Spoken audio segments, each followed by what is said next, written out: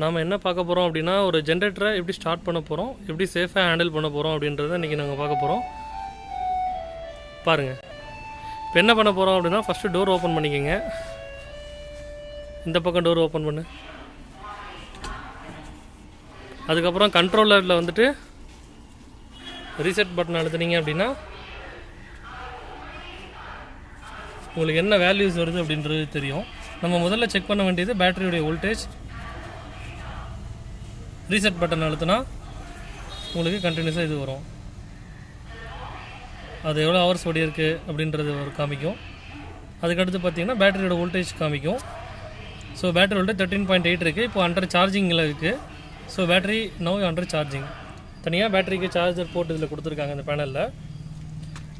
So இந்த battery charger மூலமாக டைரெக்டாக சார்ஜ் ஆகிற மாதிரி கொடுத்துருக்காங்க.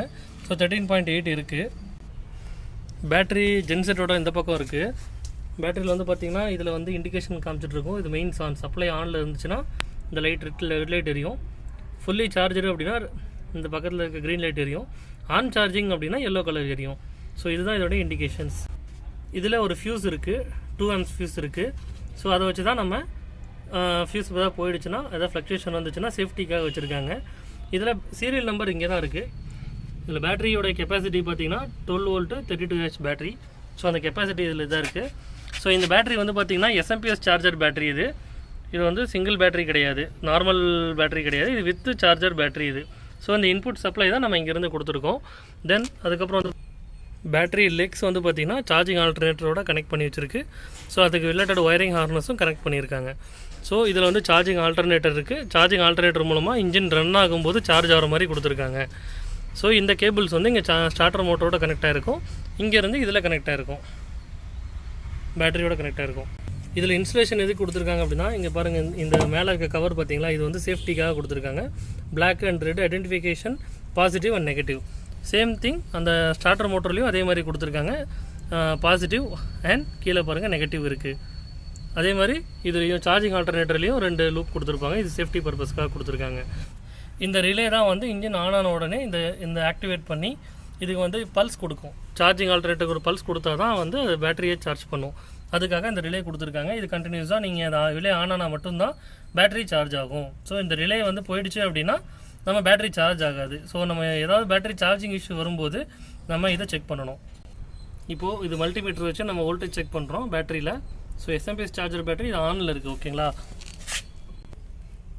ஸோ மல்டிமீட்டரில் நம்ம பாசிட்டிவ் நெகட்டிவ் வச்சுட்டு கரெக்டான ப்ரோபில் வச்சுட்டு நம்ம வோல்டேஜ் செக் பண்ணால் 13.6 இருக்குது. இது வந்து பார்த்திங்கன்னா பேட்டரி அண்டர் சார்ஜிங். ஸோ இதை பண்ண டினோட் பண்ணுது நமக்கு இப்போது. ஸோ நம்ம ஓப்பன் சர்க்யூட் வோல்டேஜ் எப்படி செக் பண்ணுறதுன்றதை இப்போ நம்ம பார்ப்போம். இப்போ நம்ம பேட்டரி சார்ஜரை ஃபஸ்ட்டு ஆஃப் பண்ணிவிட்டு நம்ம ஓப்பன் சர்க்யூட் வோல்டேஜ் செக் பண்ணணும்.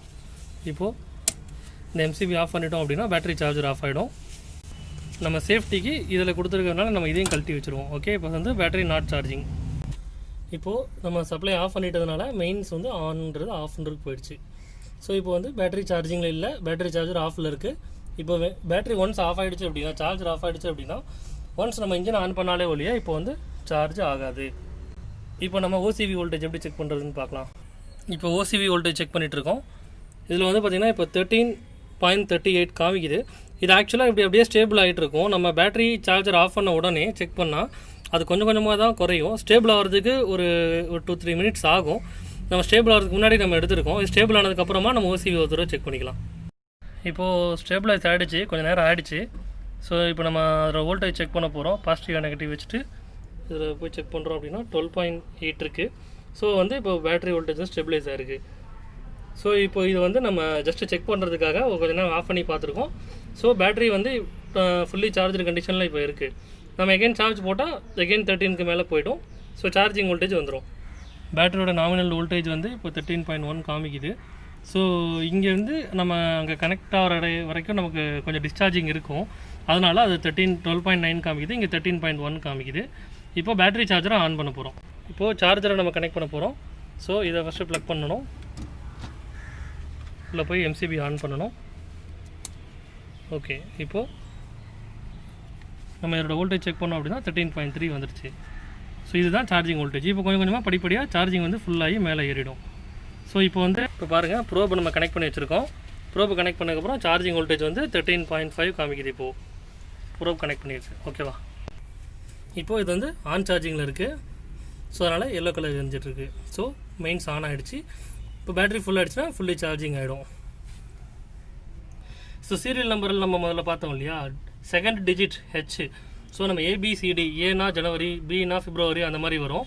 ஸோ ABCDEFGH 8வது மாதம். ஸோ நம்ம 8வது மாதம் பக்கத்தில் இருக்க 9 டிஜிட் இருக்குது இல்லைங்களா, 3வது டிஜிட், அதுதான் வந்து எந்த இயர்னு நம்ம நோட் பண்ணணும். ஸோ 2019 8வது மாதம் இது மேனுஃபேக்சரிங் பேட்ரி. இப்போ அங்கே பேட்ரி ஃபுல்லி சார்ஜ் ஆகிடுச்சு. இப்போது ஸோ பேட்ரி ஃபுல்லி சார்ஜ் ஆனதுக்கப்புறம் செக் பண்ணும்போது பேட்டரி வோல்டேஜ் 12.6 இருக்குது. இப்போ நம்ம ஃபஸ்ட்டு வந்து நம்ம இன்ஜினை ஸ்டார்ட் பண்ண போகிறோம். ஸ்டார்ட் பண்ணுறதுக்காக ஃபஸ்ட்டு நம்ம என்னென்ன வந்து செக் பண்ணணும் அப்படின்றத ப்ரிலிமினரி செக்ஸ் நம்ம என்னென்ன பண்ண போகிறோம் அப்படின்றத இப்போ காமிக்க போகிறோம். ஸோ நம்ம இன்ஜினை பொறுத்த வரைக்கும் 4 சிஸ்டம் இருக்குது. அது air system, fuel system, lube oil system, அப்புறம் கூலண்ட் சிஸ்டம். ஸோ மொத்தம் 4 சிஸ்டம் இருக்குது. ஸோ 4 சிஸ்டமே இப்போ நம்ம எப்படி செக் பண்ணணும் அப்படின்னா, ஃபஸ்ட்டு நம்ம விஷுவல் செக்கிங். ஏன்னா இது வந்து நல்லா ரன்னிங்கில் இருக்க இன்ஜின். ஸோ நம்ம வந்து முக்கியமான செக் பாயிண்ட்ஸ் மட்டும் தான் செக் பண்ணணும். இது ஏர் ஃபில்ட்ரு. ஏர் ஃபில்டருடைய லாக் நட் கரெக்டாக இருக்கா அப்படின்றத செக் பண்ணணும். அது கரெக்டாக டைட்டாக இருக்கா அப்படின்றத செக் பண்ணணும். அப்புறம் வேக்கம் இண்டிகேட்டர் செக் பண்ணணும். இது வந்து ரெட் பேண்ட் எதாவது விழுந்திருக்கு அப்படின்னா ஏர் ஃபில்டர் சோக் ஆகிடுச்சுன்னு அர்த்தம். இதுக்குள்ளே நம்ம ரெட் பேண்ட் இருக்குது, அடியில் பாருங்கள் தெரியும். ஸோ இது ஒன்ஸ் ரெட் பேண்ட் வந்து கீழே வந்துருச்சு அப்படின்னா இது சோக் ஆகிடுச்சுன்னு அர்த்தம். ஸோ ஏர் சிஸ்டம் கனெக்ஷன் இது வந்து டர்போ சார்ஜரில் கனெக்டாக இருக்கும். நமக்கு இந்த கிளாம்ஸ் வந்து கரெக்டாக கனெக்டாக இருக்கா அப்படின்றத பார்க்கணும். இதில் ஏதாவது லீக்கேஜஸ் இருக்க வாய்ப்பு இருக்கா அப்படின்றத நம்ம செக் பண்ணிக்கணும். ஸோ டர்போ சார்ஜர்லேருந்து ஃபோர்ஸ்டு ஏர், அது வந்து பார்த்திங்கன்னா இது வந்து ஒரு CAC charged air cooler system. அதுக்குள்ளே ஒரு ரேடியேட்டருக்குள்ளே போகும். இது இன்சைடு. இது வந்து டர்போ சார்ஜர்லேருந்து இன்புட் உள்ளே போகும். இது டர்போ சார்ஜர் அவுட்டு. இது வந்து பார்த்திங்கன்னா சிலிண்டருடைய இன்டேக் சிஸ்டமுக்கு போய் ஜாயின் ஆகிடும். ஸோ இது ஏன் நம்ம CAC சார்ஜர் ஆப்பில் யூஸ் பண்ணுறோம் அப்படின்னா, டர்போ சார்ஜர்லேருந்து வரக்கூடிய ஏர் வந்து ஹீட்டாக இருக்கும். அதை வந்து நமக்கு கூல் பண்ணி நம்ம கொடுத்தா தான் நம்மளோட இன்ஜினுடைய எஃபிஷியன்சி அதிகமாக இருக்கும்.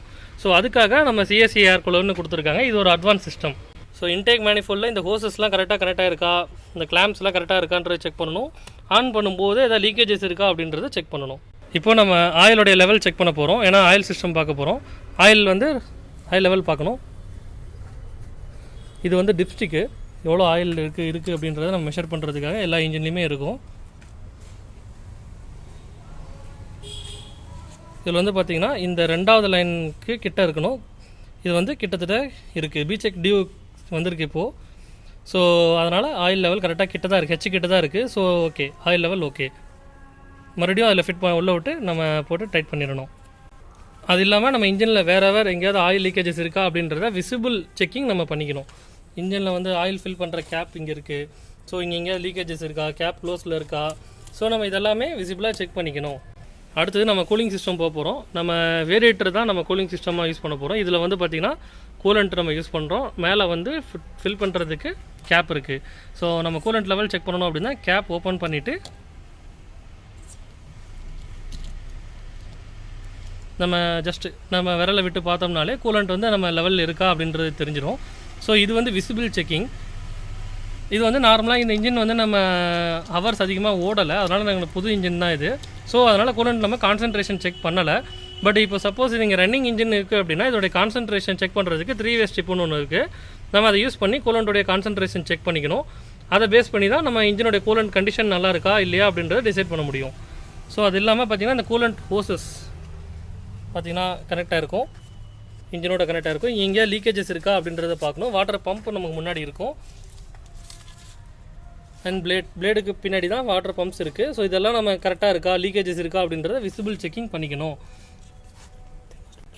தெர்மோஸ்டாட் இங்கே இருக்குது. இது வந்து பார்த்திங்கன்னா டெம்பரேச்சரை மெயின்டைன் பண்ணுறதுக்காக இங்கே வச்சுருக்காங்க.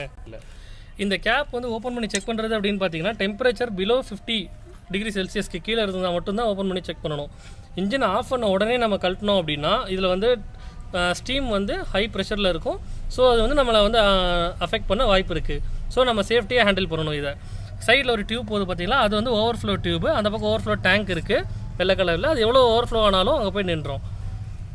ஸோ இப்போ நம்ம பார்க்க போகிறது வந்து ஃபியூல் சிஸ்டம் வந்து பார்த்திங்கன்னா இருக்குது. இது வந்து ஃபியூல் பம்ப்பு.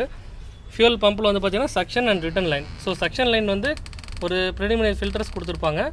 அது வந்து டேரெக்டாக ஃபில்டரில் டேங்க்குடைய கனெக்டாக இருக்கும். இது டேங்க்குடைய கேப். இது டேங்க்குடைய கேப் கீழே இருக்குது.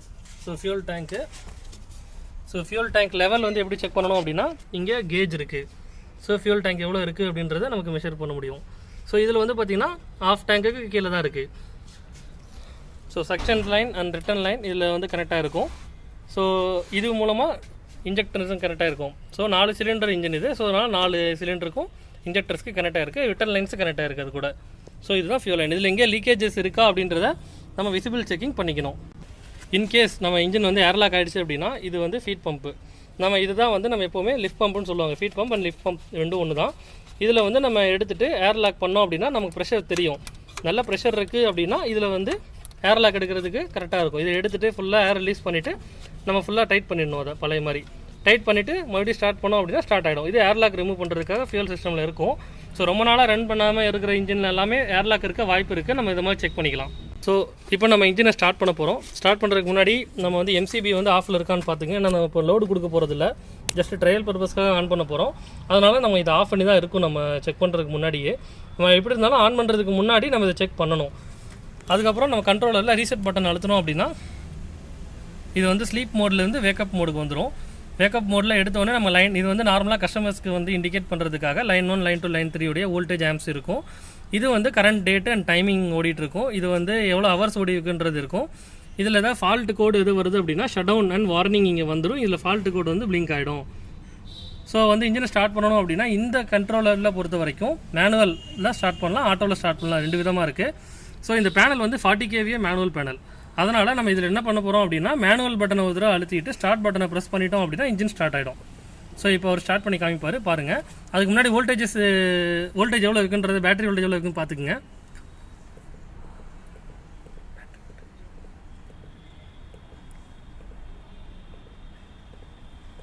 ஸோ இவ்வளோ பேராமீட்டர்ஸ் நம்ம பார்க்கலாம். பேட்டரி வோல்டேஜ் 13.8 இருக்குது. ஸோ இப்போ இன்ஜினை ஸ்டார்ட் பண்ணும்போது பாருங்கள் கிராங்கிங் வோல்டேஜ் குறையும்.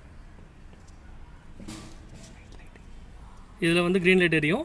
ஸ்டார்ட் பட்டன் கொடுத்துட்டோம் அப்படின்னா உடனே கொடுத்துடணும். ஒரு பர்டிகுலர் செகண்ட் ஆகுதுன்னா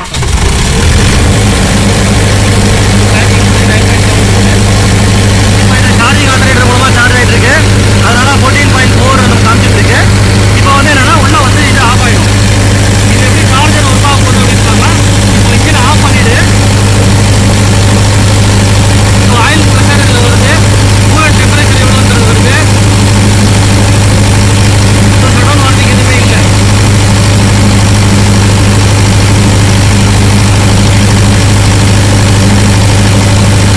எவ்வளோ கிலோவாட் ஹவர் போகுது, ஃப்ரீக்வன்சி லோடு இல்லை, அதனால 0 வருது.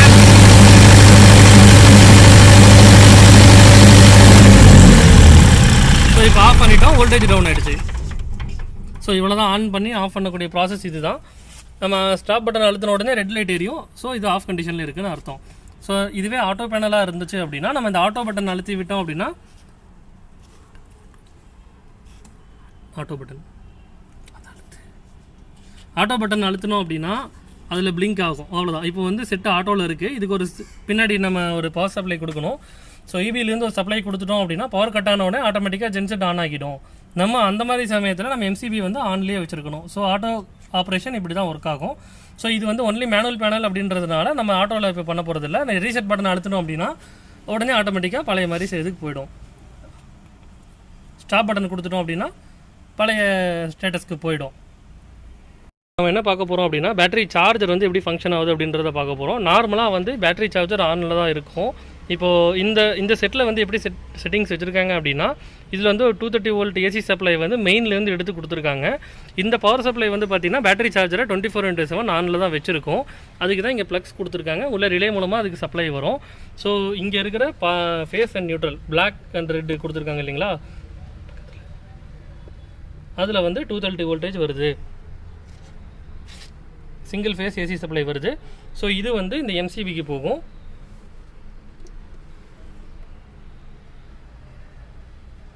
ஓகே, இது வந்து அந்த ரிலேயில் இருக்கிற என்சி கான்டாக்ட் இங்கே பாருங்கள், அது தெளிவாக போட்டிருக்கு. என்சி கான்டாக்ட் ரெண்டாவதுல இருக்கிற என்சி கான்டாக்டில் கனெக்ட் ஆகிருக்கு. இது லாஸ்ட்டில் A1 A2 தான் வந்து இந்த ரிலேவோட பவர் சப்ளை. ஸோ அதில் அவர் வந்து வைக்கிற நெகட்டிவில் வைக்கிறாரு. இங்கே பாசிட்டிவ் வந்து இந்த ரிலேவோட என்சி வழியாக போகுது. ஸோ அதனால் வோல்டேஜ் பாருங்கள் 240 காமிக்குது. மேலே பாருங்கள் என்சின்றதுனால அவர் மேலே செக் பண்ணும்போதும் அதே வோல்டேஜ் காமிக்கும்.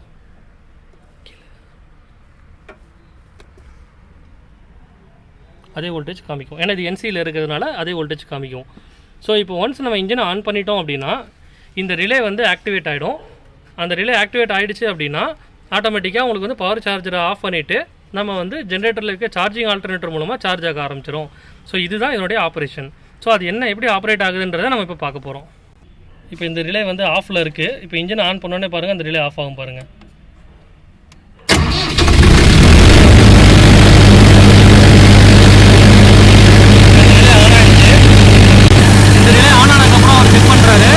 அப்போ வந்து பார்த்தீங்கன்னா வோல்டேஜ் வந்து பார்த்தீங்கன்னா 2 வோல்டேஜ் வரலை பாருங்கள். என்ஓ வந்து என்சி வந்து என்ஓ ஆயிருக்கு. 2 வோல்டேஜ் வருது, இன்புட் வருது, அவுட்புட் வரலை. இப்போ பாருங்கள் 14.7 இருக்குது. இப்போ அவுட்புட் வரதுனால சார்ஜ் ஆல்டர்னேட்டர் மூலமாக சார்ஜ் ஆகிட்டு இருக்கு. 14.7 இருக்குது. இப்போ வந்து நம்ம இன்ஜினை ஆஃப் பண்ணிட்டோம். இப்போ பாருங்கள் மறுபடியும் பேட்டரி சார்ஜர் மூலமாக ஆன் ஆகிடுச்சு. 13.8 இருக்குது. ஸோ இது சார்ஜர் வந்து ஆனில் இருக்குது. பேனல் வந்து இது என்சியில் கனெக்ட் ஆகிருக்கு. ரிலே ஆஃபில் இருக்குது. ஸோ இப்போ வந்து சார்ஜர் மூலமாக பேட்டரி வந்து சார்ஜ் ஆகிட்டுருக்கு. ஸோ பேட்டரி வோல்டேஜ் 13.8 காமிக்குது. Battery is okay, charging is okay, every thing fine. So engine இப்போது நல்லா ரன் ஆகிட்டுருக்கு. Okay, thanks.